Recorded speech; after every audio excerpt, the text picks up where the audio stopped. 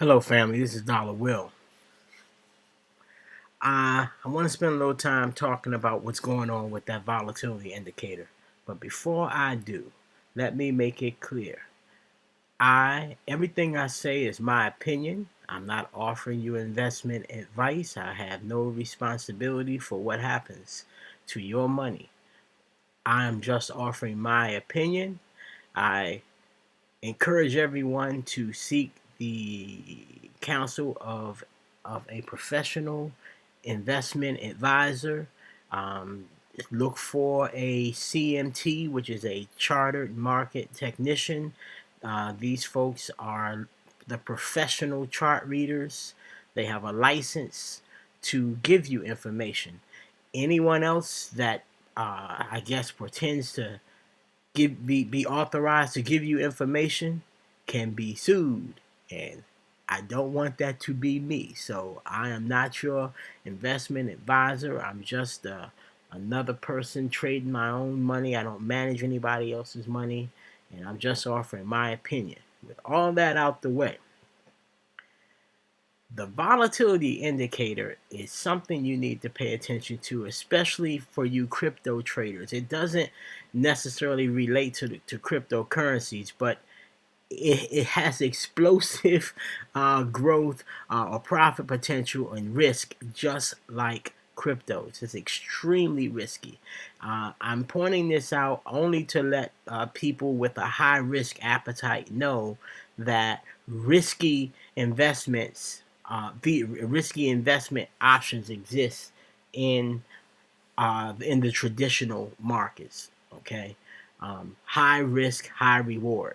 Now, what I'm about to say regarding these options, it's not for newbies. I'm only offering this information to encourage people to become better chart readers, because as you improve as a chart reader, you'll be able to put the manage the risk and increase your chances of winning with options.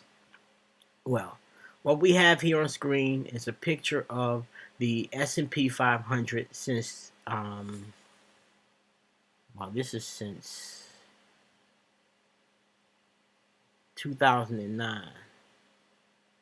It's freaking me out here because it says 2000 right here, and I'm like, wait a minute, no. And this is from 2009. That's just the scale I'm looking at. Okay, this is the S&P 500. There are these things called options. How can I explain options? Let's say you were renting an apartment with or a house, renting a house with the option to buy the house.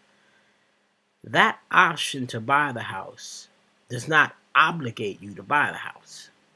It gives you the right to buy the house, but not the option to buy the house. Well, with stocks, people buy these things called options, which gives them the right to buy more stocks in the future at a certain price. Let's say we're here in the market, or at the bottom here. Since I'm already here, and the price is $72, or the closing price is $68.92. This is where it was in 2009, the Spider, before it ran up to 200 and whatever. It ran up to $280, 286 at the high. All right. Let's say we're back here in 2009, and you say, okay, this is the bottom at 67.10. That's the low. And I think the price is going to go up in the next 2 weeks to $75. You can buy an option, and before the expiration of that option, you could buy more shares, even if the price went up. Let's say, again, you bought, when the price was 67, you bought an option that say the price was going to go to 75 or 80 bucks. And over time it went up. Let's say before that 2-week period, when the options expires, the price went to $93. Well, if the option hasn't expired, you could still buy the shares for 75 or 80, even if the price went higher. So that's what people buy options for. Now, you can also bet that the price is going to go down. And if the price moves in your direction, you can make money. So you can exercise the option, and in this example, you would buy, although the price is at $93, you would exercise your option and buy a certain number of shares at 85. I'm sorry, 80 or 75, whatever the price was you had, and that price is called the strike price. So that's one way. Another thing you can do with an option is you could say, okay, now there's a whole nother market where people bid to buy the contract that you own. So, you bought this contract to buy, bought this options contract to buy shares of SPY at $80 within the next 2 weeks, and the price is at 90. Well, some other people will be like, well, I'd like to buy uh, those shares at $80. How much do you want for that contract? I'll buy your options contract from you so I can be the one to buy the 80 shares. So there's a market for your contract once you buy it. So there's a whole secret, not secret, side business going on, side activity, a side bet going on against the main stock. In this case, it's the S&P 500. But we could be talking about Apple or Google or just about every stock has an options associated with it, options market associated with it. It also applies to ETFs. Now, this SPY is an ETF, but it represents the S&P 500. But so all that to say, there's big money going on in a whole different market that's running parallel to the stock market, called the options market. Okay, so what we're looking at here is the S&P, and okay, an options bet that the price will go up is called a call, CALL, like a telephone call, and a position or bet that the instrument, in this case the SPY or stock that you're talking about, a symbol that you're talking about, um, a a bet that the price will go down is called a put. Now, options are incredibly complicated. I'm not trying to teach everybody how to trade options, because it's incredibly complicated, but it depends on being a good chart reader. So now, but there's lots of money in trading options, and lots of interest in people. People have a lot of interest in getting some of the money that's made in options. This being America, somebody came up with the great idea to create an ETF or ETFs, which represent the movement of calls options, which are bets that the price will go higher, and put options, which are bets that the price will go lower. These, let's see, they created ETFs representing the puts and other ETFs representing the calls. So what we have here is this symbol is called VIX, VIX. And you hear people talk about the VIX, or volatility indicator. This is what they're talking about. There are many symbols that represent the volatility indicator, but the volatility indicator is basically measuring the ratio of puts to calls with regard to a particular stock or trading instrument. In this case, we're talking about the spider, which is the S&P 500. And this VIX symbol is showing you that the puts are outweighing the calls.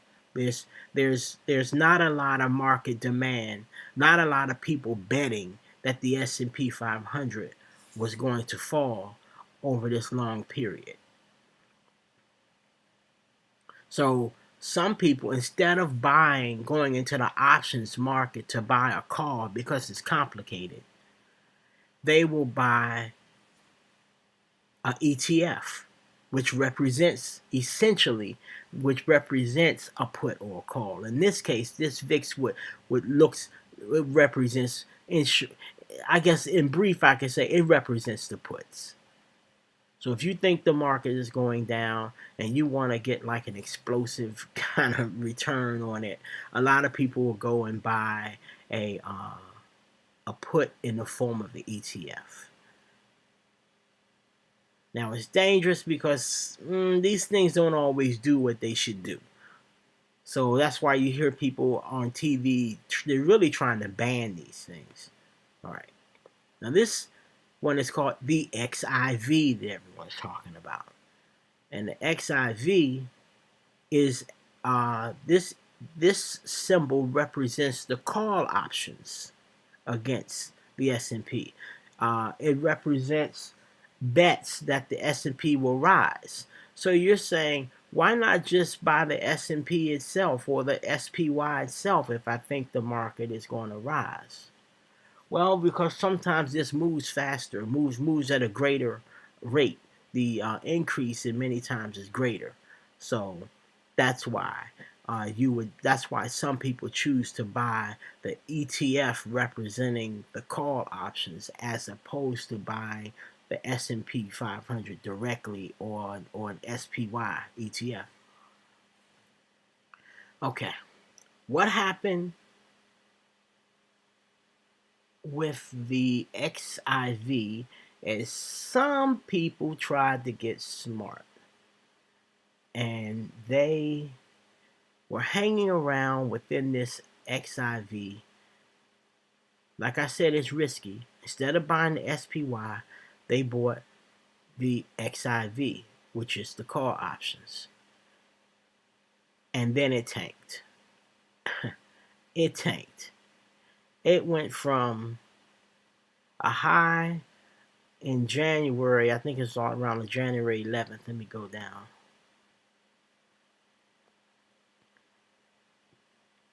The high in January 11th was $146.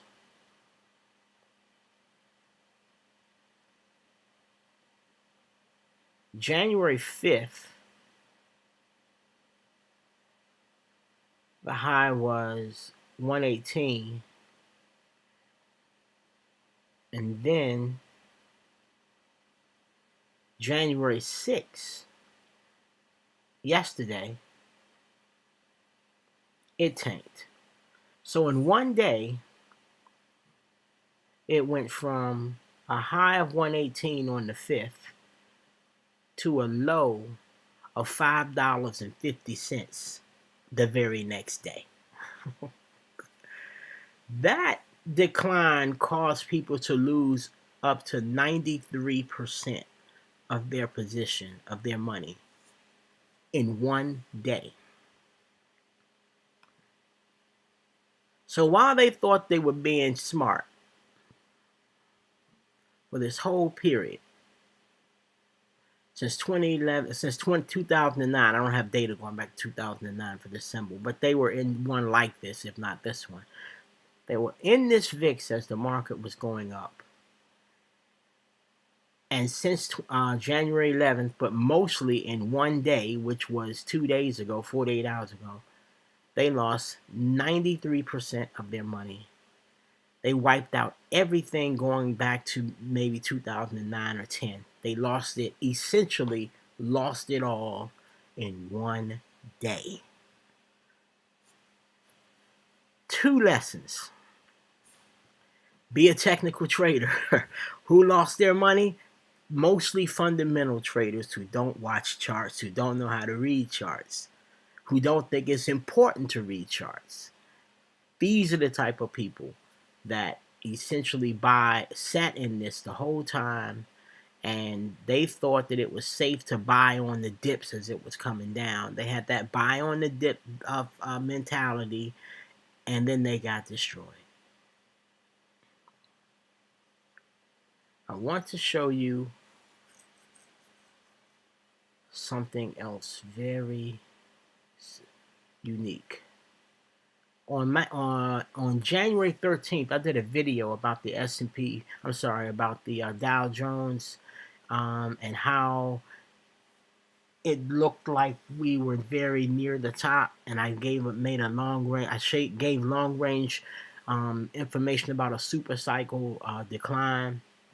And I believe I made reference in that video about something odd happening in the market, where the options started.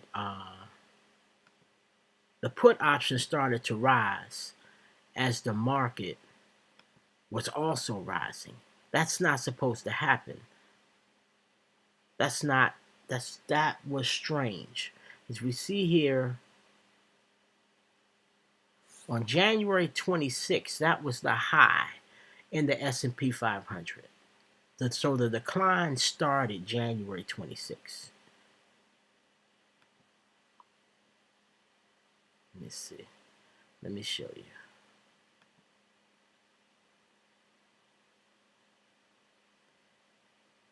Now, this is the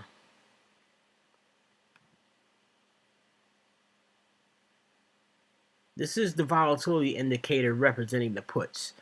The one that shows that basically while the S&P 500 was going higher, nobody wanted to bet against it, or there was declining interest or declining desire to bet against it, except for starting January 11th, the volatility indicator, the VIX, the bets against the market, the pessimism indicator. We also call it the fear index.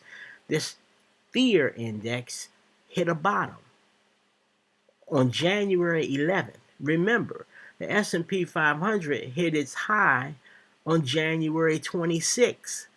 So although the price kept moving up, people started feeling bold enough to buy options against it. So the price went from a low of $10.84 to a high of $23.28 in what's that, 3 weeks? Doubled your money? So this is like crypto. Crypto level of gain, doubling your money that fast. And that's what's going to happen with these volatility indicators. But they are options are risky, and these volatility indicators are risky also, because just like this index didn't do this volatility index didn't do what it was supposed to do, which was continue falling until the 26th. It changed directions. Well, it'll do that to you later on the other end of the scale too. When the market drops too low, the people will stop buying these puts, and this symbol will get funny and do something odd. The only defense around it is to be a chart reader and have the good sense not to put but so much only with so much money in it. And you have to read this chart as an independent symbol and not expect that it's going up just because the market is going down, because as I just explained, sometimes these symbols don't do what they quote should. Okay, but when they don't do what they should, that's a sign that a change is coming. And that's what made me do that video on January 13th, telling everybody I think we're at the top. Okay, that was one of the things that tipped me off. Okay, I want to go back to my example. I like to say to people, about trading stocks is sort of like what you see on TV, or what you've experienced maybe at an auction. At the beginning you have a number of people. You might have a dozen people bidding on a product, and at the end you just have two guys in an ego battle, or two people in an ego contest about trying to see who's going to win that product. Well, in stocks, we call that the greater fool theory. You're always looking for a greater fool than you to buy the thing. And over time in that auction, everybody else realized that the price of the thing wasn't worth it. The price was too high that those idiots were bidding on. And at some point in time, the masses of the people, and that's what I'm saying this volatility indicator represents, the masses of the people said, you fools are crazy. The S&P 500 is not worth that. And so they started betting against the two fools. And the two fools lost. And these folks lost essentially everything in one day. But when somebody loses, somebody wins. I'm trying to show you something here. Okay. This symbol SVXY, it is similar to, let me see.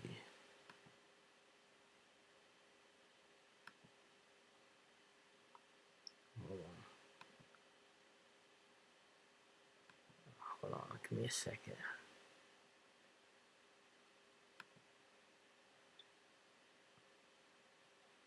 Okay, so this stuff is it's confusing to me, even about the direction the puts and the calls, and one's going in the direction of the symbol, another one is going the opposite direction of the symbol. I'm gonna go back. I'm gonna go back to this right here again. This is the ETF representing the call options, bets that the S&P 500 would go higher. These are people that chose not to invest in the S&P directly. They wanted to invest in a symbol that mimicked the rise of call options, because call options rise faster than the symbol itself, or the index, in this case S&P 500 itself. Now, technical traders that want to profit off of the fact that fundamental traders think that every dip should be bought, they take the money of fundamental traders by shorting this symbol, because we technical traders know that fundamental traders hang out in risky symbols like this, and at a certain point in time, this point right here in time, their buy on the dip strategy is going to fail. So what happens is you buy a put against this ETF, which represents a call. Yes, it's confusing. So this ETF is representing calls or bets that the market will go up. You can buy a put, or you can bet against this symbol in the form of buying a put option against this symbol. This is what they mean when they say the word derivatives. It's a trading instrument that derives its value from something else. So we have derivatives of derivatives. Okay, and too much in bank investing in derivatives is what caused banks to suffer as much as they did in the housing crisis, and it's happening again, because we are greedy and we cannot walk away from the explosive gains that can be made by investing in derivatives and derivatives of derivatives. Okay, so expert chart readers that know a little bit about options decided to let's take advantage of fundamental investors who don't read charts and think every dip should be bought because the price is just going to go up to the moon. They never believe that it's over until it is actually over. So some folks stepped up and bought put options against this symbol. And let me show you how they made out. In this case, Um, this SVXY is one of these symbols like this one that goes up. It's a call. It represents call options. Okay, it's just another one. It says 82% down at the close, but during the middle of the day, it was down as much as 93%. It opened on Monday at it closed at the end of the day on Monday at $71.82. And like I said, it was even higher during the day Monday. But let's just say you bought the option at the close on Monday, and this particular symbol has a strike price, meaning somebody was betting that this symbol SVXY would go down. On Monday, they thought the price was going down further, and they bought a put contract at a strike price of $55. They said, I think that this SVXY is going down, and I see that there's a contract for a put option at $55 that only costs a nickel. The contract costs a nickel. And so each contract represents like 100 shares. And so it gets into a complicated formula. Let's just say you can buy, so each contract is worth 100 shares. You buy the contracts in, let's say you bought 20 of those contracts, 20 lots. They're sold in lots. Let's say you bought 20 of those. That would be, let's say, $100 worth. Just to give us something to work with. So for putting up $100 to buy bundles of these contracts that's worth a nickel would give you, let's see,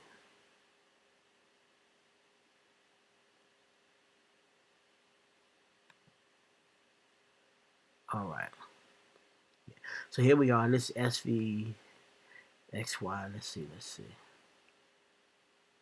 I'm trying to find the one I'm looking for. These are the strike prices. I'm trying to find the one. I took a screenshot of the $55 strike. This is it.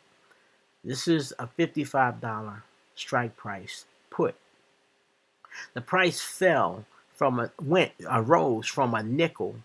The value of the contract itself rose to $43.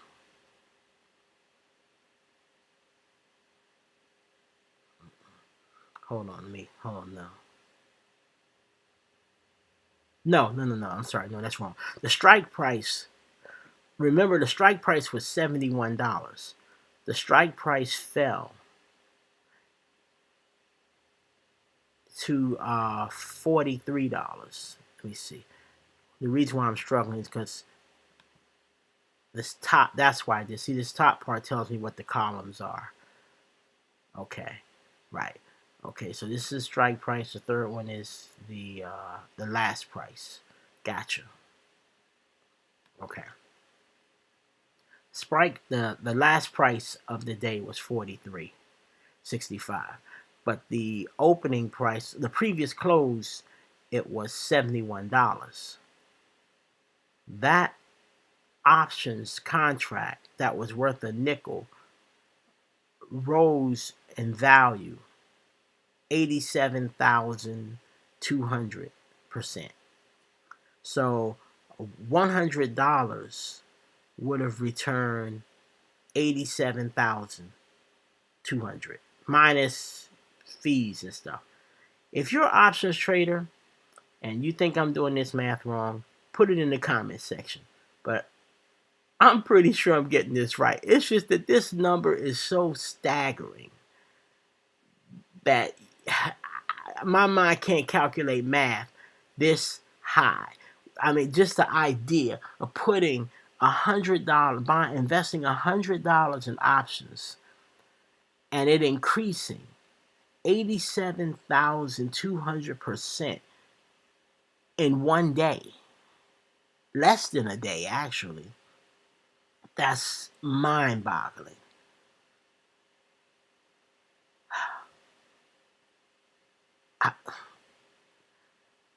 Now, the person that bought this option when it was $71 and the option only cost a nickel,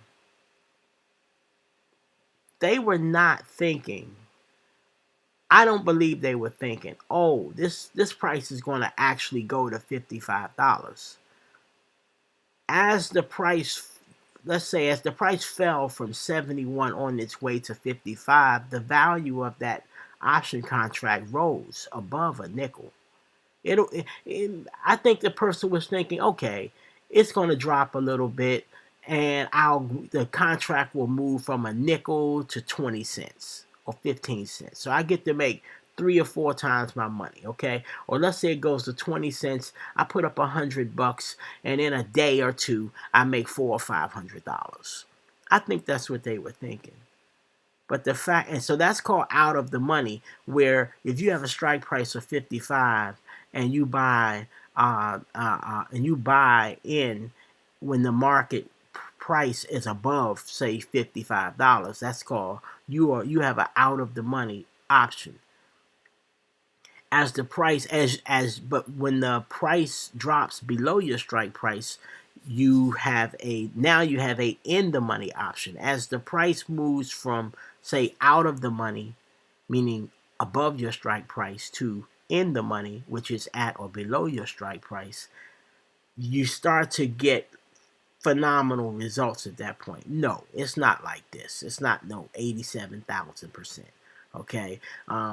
People usually, you can make 500%, 1,000% over a few days or a week in the options market if you time it just right, or over, let's say, a week or two, you can make that. Let me say that, a week or two, sometimes even more than 1,000%. Okay, but it's all based on chart reading. And I just wanted to show y'all this.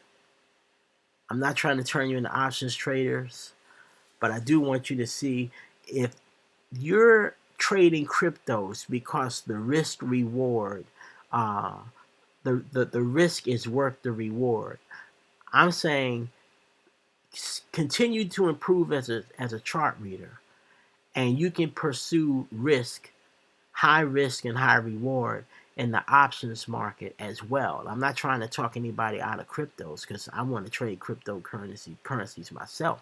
Okay, but I'm just trying to communicate to you that cryptocurrency, in the world of high risk, high reward, fast money, cryptocurrency is not the only game in town.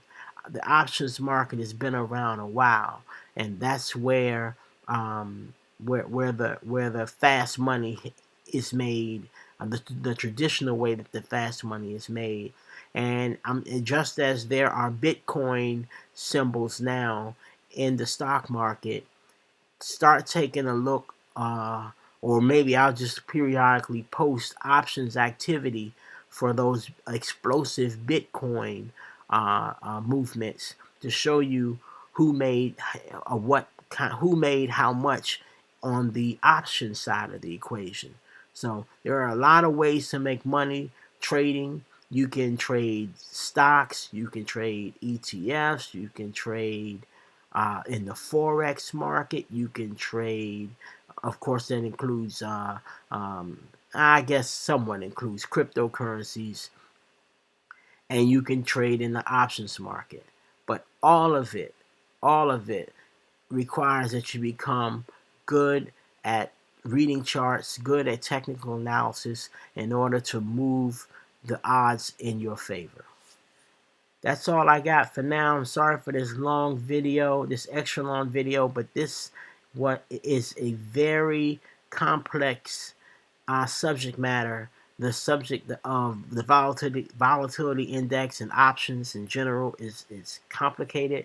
I know most Americans don't understand what they're hearing when they hear about the XIV why the issuer of the Credit Suisse basically discontinued it. I believe they pulled it.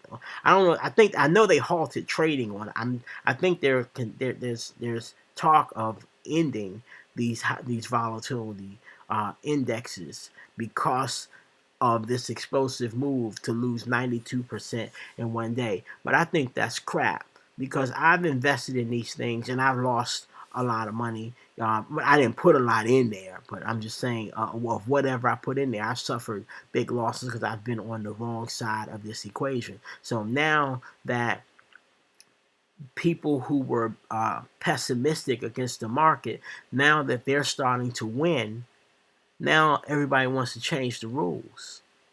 Wait a minute. Wait a minute. No, it doesn't work that way. The market is not. It's first of all, it is a market. That means you have buyers on one side and sellers on another. You don't change the rules just because you started losing. When you were taking the other person's money, you were happy. Well, a market means that the other guy gets to win sometime. Okay. So I don't want to turn this into a rant much further, but on this feed. But I assure you, I will be ranting more about it. That's a pet peeve of mine. But I'm Dollar Will. Like, share, and comment.